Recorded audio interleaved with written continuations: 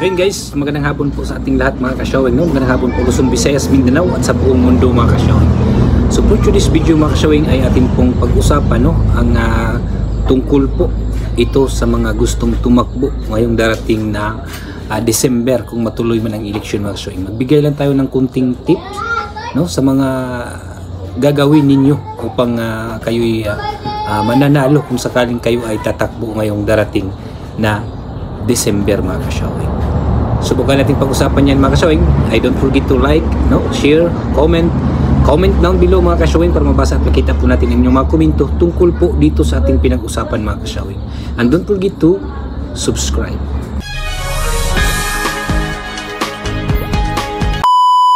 So yun po mga ka-showing, no, ay pag-usapan po natin at magbigay po tayo ng kunting tips sa mga gagawin ninyo kung sakaling kung kayo ay tatakbo ngayong darating na December kung matuloy man ang BSKE mga ka-showing. Dahil hanggang ngayon ay wala pa pong batas, no? Wala pa pong formal na batas at hindi pa po napirmahan ng ating Pangulo. Kaya pag-usapan na lang natin ang eleksyon kasi baka matuloy nga yan ngayong December. So magbigay lang ako ng kunting tips, no?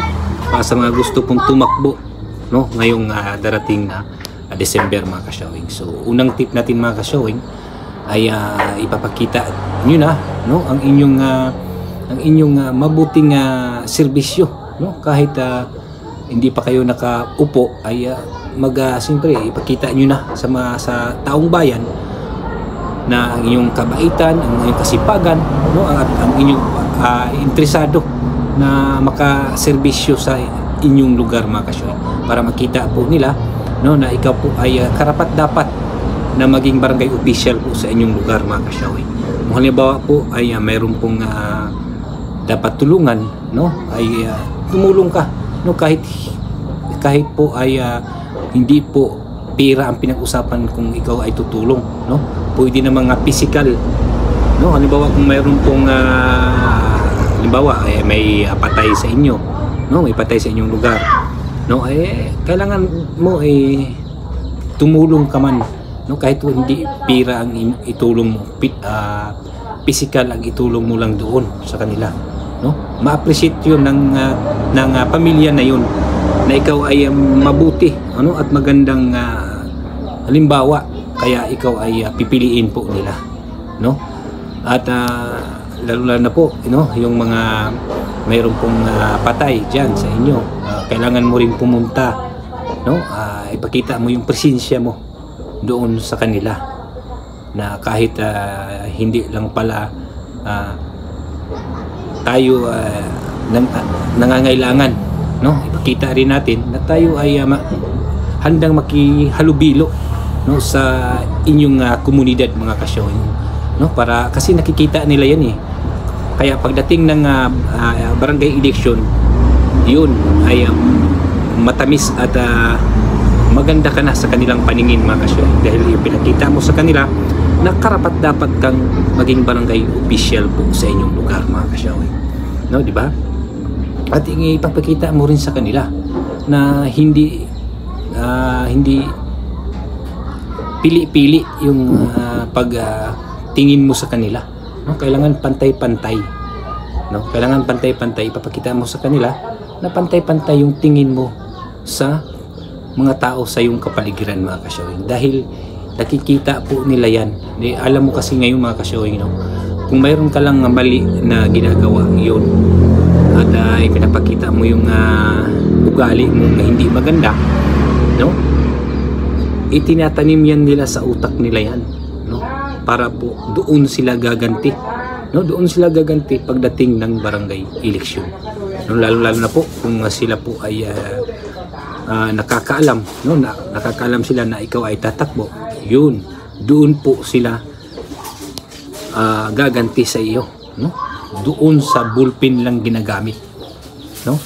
Kaya ang ipapayo ko lang sa inyo, no, ipapakita nyo yung ugali nyo, no, na walang pili-pili sa tao, no, ipapakita nyo na talagang serbisyo ang gusto mo sa inyong barangay, no, tumulong ka kahit wala kang pirang ibigay o itulong sa kanila, pwede naman yan physical, no, yung sarili mong kilos ang ipapakita mo sa kanila na ikaw ay tumulong. So, yun na nga mga ka-showing, no, ay kailangan po nating ilang buwan na lang, no, ipapakita natin sa taong bayan na tayo ay karapat dapat na maging isang public servant, no, magiging barangay official sa atong barangay, no.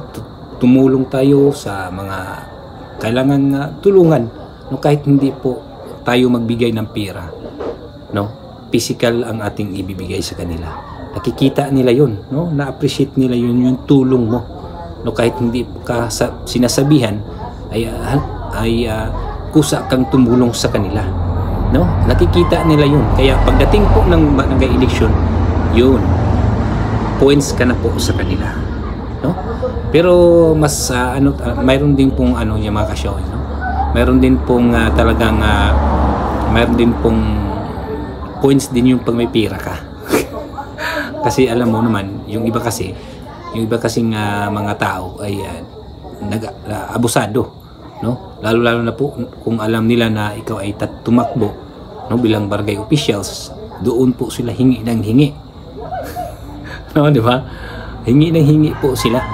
Kaya kailangan mo rin mayroong pera, kasi halimbawa kung saan ka pupunta, no, mayroon naman simple nang hihingi ng cons o konsyal, mayroon ba tayo diyang pangtuba, pang-alak, ganyan. So siyempre pag may pera ka, siyempre nagbibigay ka, di ba? Kaya kailangan din na may kunting pira ka rin, kasi sa ngayon yung iba kasing tao ay abusado na, lalo na po yung nalalaman nila na ikaw ay tatakbo, no? Hingi ng hingi talaga yan, no. Kaya kailangan talaga din, yung isang tips ko po sa inyo ay papakita nyo po ngayon, no, lalo na po malayo-layo pa, no, pakita pa kayo, no, sa inyong mga ugali, sa inyong mga serbisyo, sa inyong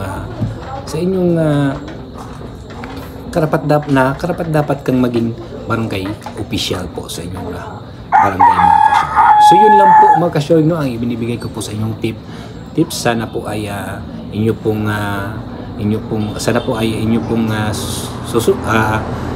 napasok sa inyong isipan, no, na ganun po ang gagawin, no. Bahala na po kayo kung yun po ay susundin po sa inyo, basta ay sa akin ay yun po ang ginagawa kong taktika para magiging barangay official ka, dahil ikaw ay ibubuto nila.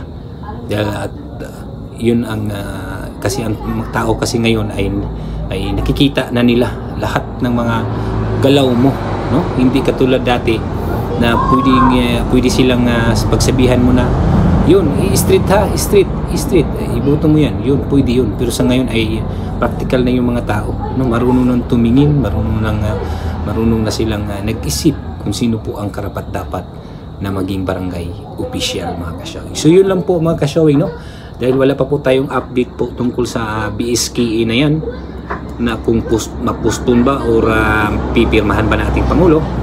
Kaya lagi lang po kayong nakasubaybay dito sa ating upload na video, mga ka-showing, dahil nangangalap ako ng mga video na tungkol sa BSK, kung yun ba'y matuloy or hindi, no. Lagi tayong nagbibigay ng update po sa inyo.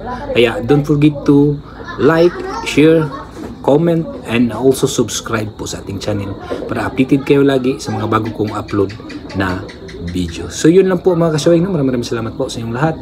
Thank you for watching.